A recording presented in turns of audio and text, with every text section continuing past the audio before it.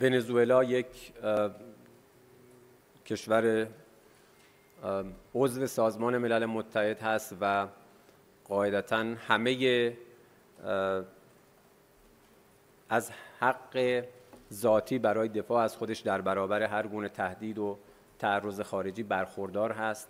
ما بارها با ونزوئلا اعلام همبستگی کردیم به خاطر اینکه اتفاقی که در نیمکره غربی داره میفته یک اقدام مبتنی بر زور هست، مصداق خیلی روشن قلدرمآبی در سطح بین‌المللی است. هیچ توجیه و دلیلی برای اقدامات تهدیدآمیز و توسل به زور علیه این کشور وجود نداره.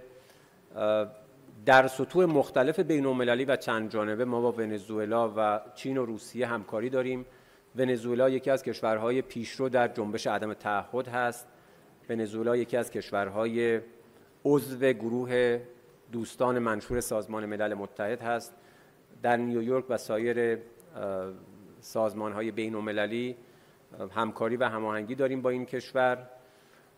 اعتقاد داریم که آنچه علیه ونزوئلا در حال وقوع است، در صورتی که با مقاومت و اقدام جامعه بین‌المللی مواجه نشه، میتواند سنگ بنای قانون شکنی جدیدی رو در سطح بین‌المللی بگذاره و بنابراین وظیفه همه دولت هاست که در برابر نقض اصول و قواعد سازمان ملل متحد موضع بگیرند. میزان